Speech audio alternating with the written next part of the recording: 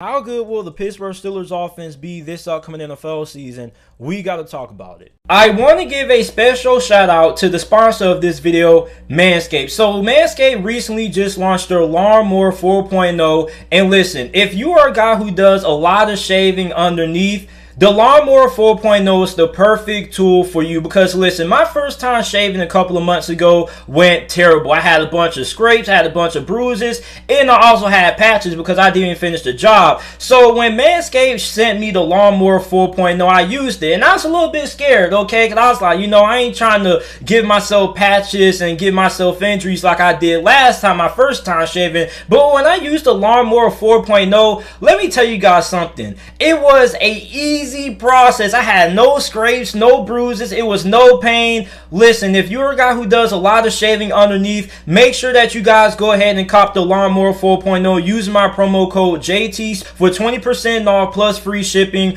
off your Manscaped purchase. Once again, make sure that you guys use promo code JT for 20% off your purchase plus free shipping. Your balls will thank you. Alright, so last year the Pittsburgh Steelers offense was not all that great. Now, it started to look like it was going to be a really good offense for like the first 9 to 10 weeks of the year, but then after the Washington game, things started to come off the rails. And the best way to sum up the Steelers offense, it was kind of like a bad relationship. So, okay, let's say you guys drop to Walmart one day. You go to Walmart to pick up a couple of items, and you see this nice looking woman.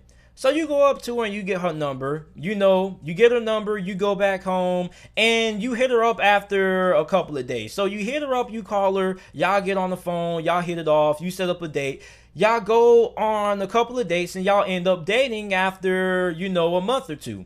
So, okay, y'all start dating, y'all go out, y'all seeing each other pretty much every other day. So after 4 or 5 months, she hits you up one night and says, hey, I want to move in. You say, sure, you can move in. So y'all move in, and the first month, everything goes smooth. Y'all don't have any arguments. Y'all get along living with each other, okay? So then 3 months goes by, and you start to notice a lot of red flags. Y'all start to get into a lot of arguments. Things aren't really working out. Like, this isn't the same woman that you thought she was when you first met her that she is now. Then after 5 months, you start to see all these red flags. The relationship is falling apart. You're trying to do everything you can to salvage the relationship. But then ultimately, a month later, the relationship ends up coming to an end. You kick her out the house. Y'all go y'all separate ways. Y'all break up. Relationship over. That's how I look at the Pittsburgh Steelers offense. Like, the Pittsburgh Steelers offense last year started out really great. They were balanced on the ground. You had Chase Claypool, who looked like he was going to end up being the best rookie wide receiver from last year's wide receiver class. And then after week 10, things start to fall apart. Like, what looked to be a really good offense start to fall apart.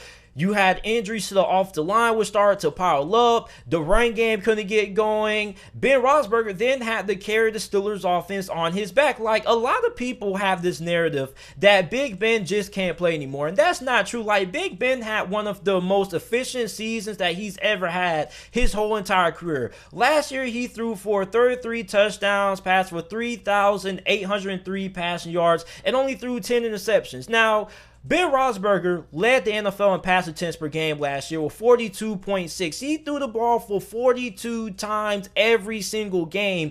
He was carrying the load for the Steelers offensively. Now, when you look at Big Ben's age, normally when you have a quarterback who is up there in age, their team doesn't really ask them to throw the ball 40 times every single game. When you look at Tom Brady, you look at Aaron Rodgers, when you looked at Drew Brees, those guys weren't throwing the ball nearly 40 times a game like Big Ben was. Those guys at most were throwing the ball for like 30 times a game, 35 times at most. Some games, yeah, they would have to throw the ball for 40 times, but most of the time, those guys were throwing the ball between like 20-something times and 30 times a game. When you look at Big Ben, the guy who's up there in age, he's one of the older quarterbacks in the NFL, he pretty much had to carry the Steelers offense, and that is something that you can't allow to happen this year if you are are Mike Tomlin and offensive coordinator Mike Canada. Like, you cannot allow Big Ben to have to carry the load offensively for you, because anytime you have a quarterback of Big Ben's age who has to do what he did last year, that's a recipe for disaster. On top of that, you couldn't run the football. You had the worst rushing attack in the NFL last year. And on top of that, you had bad play calling from Randy Fichtner. So in the offseason, you get rid of Randy Fichtner and you promote Matt Canada, who was the quarterback's coach, to offensive coordinator. So you draft Najee Harris, 24th overall in the first round of this past year's NFL draft. So you address the halfback position. James Conner was a free agent. He's off the roster now. Okay, then you have to address offensive line. Now, the Steelers' offensive line is not bad at all. Last year, the Steelers had a lot of injuries on the offensive line. You pretty much had third stringers at one point starting on the offensive line for Pittsburgh. So the Steelers' offensive line is going to be way better than what it was last year with everybody coming back fully healthy. Now, you have left guard Kevin Dotson, who was really good last year when he was on the field. You have right guard David DeCastro, which we know he's one of the best offensive guards in the NFL. You got right tackle Matt Bonner, who is really good. Now, your two biggest positions that you're going to have to figure out as we progress through the, final stretch of the offseason is going to be center and left tackle. Now, it looks like Okafor is going to end up being the starting left tackle for Pittsburgh. Pittsburgh didn't really bring in any more competition at the offensive tackle position. So it looks like the Steelers are still pretty sold on Okafor. Then center is going to be where you have your position battle at. It's going to be between rookie Kendrick Green, who you selected out of Illinois, BJ Finley, and JC Hausner. So Pittsburgh drafted Kendrick Green in the middle part of the draft out of Illinois. Now, I really like Kendrick Green a lot. A lot of Steelers fans didn't know who Kendrick Green was, but he was one of the best offensive guards in the Big Ten. So you bring him in, he's pretty much going to be playing center for Pittsburgh. Now, I'm expecting Kendrick Green to start. I think if Kendrick Green starts at center, it may be a little bit of a learning curve there, but I think that he should have a pretty solid rookie year there. He may have a couple of struggles here or there, but I think he should have a pretty decent rookie year. So the Steelers off the line is not bad, but it's definitely not the, off the line that you normally expect out of Pittsburgh from the past.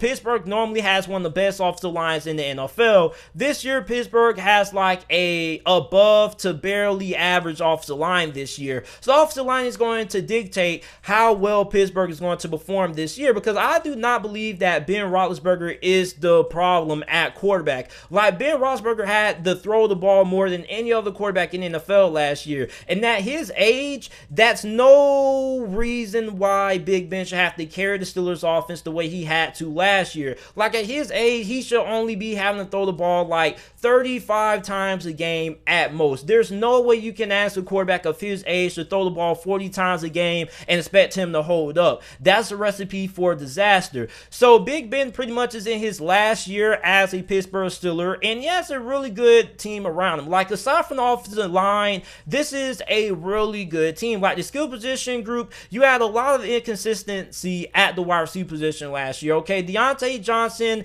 was like top 3 in the NFL in drops last year. Last year, when Deontay Johnson wasn't dropping the football, he was really good. He led the Steelers in receiving yards. He was second in receptions with 88 receptions, 923 receiving yards, and 7 touchdowns. He was really good when he was actually able to catch the football. Then you had Juju Smith-Schuster, who had a resurgence of a year in some way, 97 receptions, 831 receiving yards, and 9 touchdowns. Then you had Chase Claypool, who had one of the best rookie seasons in the NFL last year for a wide receiver, 62 receptions, 873 receiving yards, 9 touchdowns. You also have James Washington, who made a lot of big plays, and you had Anthony Johnson, a guy who I'm really high on a lot, and Ray McCloud, who is more of a special teams guy. So the Steelers have a lot of talent at wide receiver. You're loaded at the running back position. You got Najee Harris, you got Benny Snell, you got Jalen Samuels, and you got Anthony McFarland there. So the question is going to be the play calling of Matt Canada, because Randy Fichtner,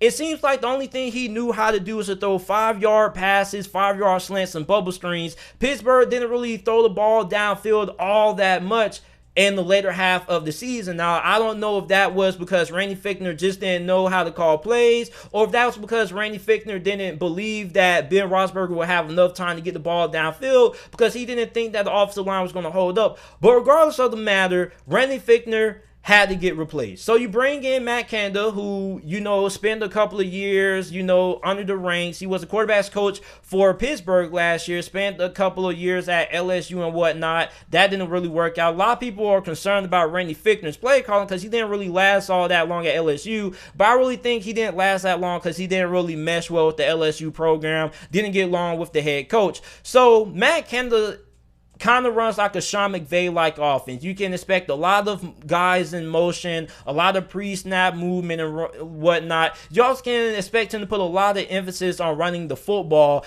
and using that run game to set out the play-action pass game, because Pittsburgh couldn't use play-action, so the defense pretty much knew what was coming. They knew the Steelers were going to throw the football. On top of that, they knew the Steelers weren't going to try to throw the ball more than 5 yards downfield, which is something that Pittsburgh normally is really good at doing. Pittsburgh is normally one of the better deep ball teams in the NFL normally. And when Pittsburgh's at their best last year, that's when they were throwing the football downfield. Like, for example, Indianapolis. That Indianapolis game, when Pittsburgh was down big, they started throwing the football downfield, and Lord and behold, they started to have some success on offense. Pittsburgh had Chase Claypool really rolling earlier on in the year when they were throwing the football downfield. Chase Claypool had all these big 50, 60-yard touchdown receptions and whatnot. Then after that Washington game, it seems like Pittsburgh just said, you know what, forget Chase Claypool, and he just got ghosted out of the offense. So definitely Chase Claypool has to be a bigger focal point of the offense this year than what he was last year, which I definitely believe that you're going to have Deontay Johnson, who has proven that he can be a true outside wide receiver. The question is, can he hang on to the football, which I believe he should have those catch issues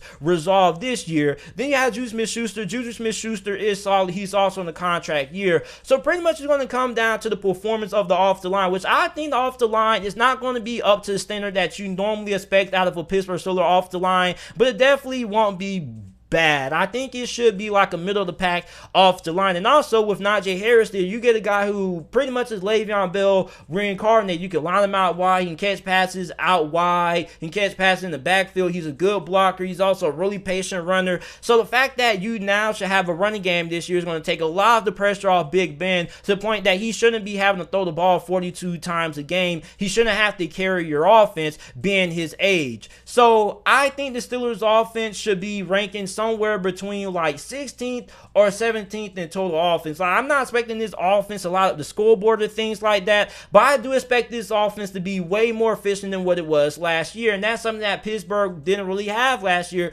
Their offense wasn't efficient. Last year they ranked 22nd in yards per game. They were 12th in points per game scored. They were 7th in pass yards per game. They were dead last when they came to running the football. So I think Pittsburgh this year isn't going to be trying to have the home run plays and whatnot. I think we're going to see a little bit more efficiency out of the Steelers offense. They're going to be way more efficient on third down. I feel like they should be a top 10 team when it comes to third down conversion percentage. They also should be really good inside the red zone as well, which they were when they were able to get inside of the red zone. Keyword, when they were able to get to the red zone, which they didn't really see the red zone all that much, all that often. So for Pittsburgh, this offense I think should be middle of the pack. I think at best they have a top 14 offense. I think at worst this is probably a top 20 offense, but I think if we're being realistic, this should be a middle of the road offense. I think Mike Tomlin is just going to want to establish the run game, get the run game going, and then, rely on his defense to win those tightly contested games. And Big Ben only has to throw the ball, when he's asked to and things like that. Once the run game gets going, start getting that play action passing game going. But I'm not expecting this Pittsburgh Steelers to have a top 10 offense or whatnot. I think they should be a middle of the road offense. I definitely think they should be way better than what they were last year when it comes to being more efficient.